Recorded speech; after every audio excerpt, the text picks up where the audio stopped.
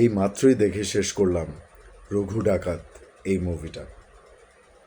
তার আগে আপনারা আমাকে বলেন, মানে কারা রঘু ডাকাত মুভিটা নিয়ে এই কথা বলছিলেন যে এই মুভি কোনো মুভির পর্যায়ে পড়ে না, একদম ফালতু, একদম বাজে, কিচ্ছু হয় নাই। কারা এই কথাগুলো বলছিলেন? কারা? আমি একটু শুনতে চাই। মানে গাঞ্জা কোন দিক দিয়া খায়া তারপরে রিভিউ দেন, পয়সা খায়া রিভিউ দেন? একটা ভালো মুভি, একটা হিস্টোরিক্যাল মুভি কে এইভাবে মানে বদনাম করে দেওয়া পুরা, যেন মানে প্রথমেই মানুষের মন উঠে যায় যে আসলেই একটা ফালতু মুভি, এই মুভির মধ্যে কিচ্ছু নেই। এইটা তো ঠিক না। যদি আমার কাছে এক কথাই জানতে চান রঘু ডাকাত দেখে আমার কেমন লাগছে, রঘু ডাকাত কেমন ছবি, আমি বলবো দুর্দান্ত একটা ছবি। যারা এখনো দেখেন নাই, প্লিজ নিজে দেখেন। এসব পয়সা খাওয়া রিভিউয়ারদের কথা না শুনে নিজে দেখেন, বিগ স্ক্রিনে দেখেন। দেখার পরে নিজেরাই বিচার করেন যে ছবিটা কেমন। আমার কাছে দুর্দান্ত লাগছে। এক হচ্ছে হিস্ট্রি, এই কারণে। 2 নাম্বার হচ্ছে দেবের যে ট্রান্সফরমেশন এবং দেবের যে অভিনয়। বেচারা 10টা মাস দাড়ি কাটে নেয় এবং তার যে কষ্ট, তার যে মানে এই ছবিটার প্রতি ডেডিকেশন, সেটা দেখলেই বোঝা যায়। দুর্দান্ত লাগছে আমার কাছে। এবং মুভির সবচেয়ে বড় প্লাস পয়েন্ট হচ্ছে অনির্বাণ ভট্টাচার্য এবং হচ্ছে সোহিনী সরকার। আমি এখানে অনেকে এখনও দেখেননি, তাই আমি কোনো ধরনের কোনো স্পয়লার দেব না। অনির্বাণ ভট্টাচার্য, অহিন্দ্র বর্মন এই ক্যারেক্টারটাতে এত অসাধারণ অভিনয় করছে রে ভাই, এইটা না দেখলে বুঝতে পারবেন না, ফিলই করতে পারবেন না। এত কাম অ্যান্ড কুল বাট ডেভলিশ, মানে দেখার মতন ছিল। আর হচ্ছে সোহিনী সরকার, যে হচ্ছে গুঞ্জা ক্যারেক্টারটা প্লে করছে, ইদিকা পালকে পর্যন্ত ডাউন দিয়ে দিচ্ছে অভিনয়। সত্যি কথা বলছি আমি, ইদিকা পাল যে খারাপ অভিনয় করছে সেটা আমি বলছি না, সেও খুব ভালো অভিনয় করছে।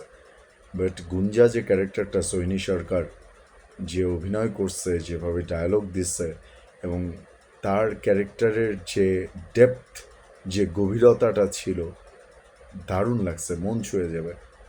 এবং আরও যে ক্যারেক্টারগুলোতে অভিনয় করছে সবাই, খুবই দারুণ লাগছে আমার কাছে। ব্যাকগ্রাউন্ড মিউজিক, অ্যাকশন সিকোয়েন্সগুলা, হ্যাঁ, দেবের যে অ্যাংরি যে অবতার, রোম্যান্টিক যে অবতার, তারপরে হচ্ছে গান ছিল কয়েকটা, গানগুলো ভালো লাগছে। ঝিলমিল লাগে রে, আগুন পাখি, গানগুলো আমার কাছে বেশ ভালো লাগছে। ব্যাকগ্রাউন্ড মিউজিক খুবই সুন্দর ছিল। আর ফাইট সিকোয়েন্স, অ্যাকশন সিকোয়েন্সগুলো তো দুর্দান্ত ছিল। মানে আমার কাছে এমন মনে হচ্ছিল যে স্লো মোশন ফাইট অনেক বেশি দেখায় ফেলে কিনা, বাট যতটুকু দেখাচ্ছে আমার কাছে ওকে লাগছে, ভালো লাগছে, ক্রিঞ্জ মনে হয় না। সো আমি মুভিটা দেখে এইটাই চিন্তা করলাম যে ভাই, কাদের এত মানে খায় দেয়, কাম নাই কাজ নাই। মানে যে মুভিটা দেখে আমি কিন্তু খুব সহজে কোনো মুভিকে নিয়ে বলি না একেবারে যে একদম ভালো হয়েছে, খুব ভালো হয়েছে, ঠিক আছে? মানে আমার কাছে যেমনটা লাগে আমি তেমনটাই বলি। আমি এটা বলতেছি না যে খুব একেবারে আহামরি মুভি রঘু ডাকাত, বাট একেবারে বাজে, একেবারে ফেলে দেওয়ার মতন কোনো অভিনয়ই হয় নাই, একদম ফালতু, এইগুলা তো মানে ফালতু টাইপেরই। আমি ডেফিনেটলি রঘু ডাকাতকে যদি আমার একটা মুভি হিসাবে বলতে বলা হয়, আমি 10-এ 7 দিব। 7 তো আমি মিনিমাম দিব, আরও 1 প্লাস দিব, 8 দিব। বিকজ আমার কাছে মুভিটা ওভারঅল খুবই ভালো লাগছে। এটাই হচ্ছে কথা। এরকম মুভি আরও আসলে দেখতে চাই, হিস্ট্রি জানতে চাই। হ্যাঁ, সেটা যদি কোনোভাবে বায়াসড করা না হয়, অ্যাকচুয়াল হিস্ট্রিটাই জানতে চাই। এবং আমার কাছে আসলে ভালো লাগছে রঘু ডাকাত, খুবই ভালো লাগছে। সবার পারফরমেন্স, দেবকে অনেক অনেক বেশি ভালো লাগছে, সবাইকে ভালো লাগছে। অনির্বাণ, সোহিনী সরকার, ইদিকা পাল, আরও যারা ছিলেন সবাইকে ভালো লাগছে।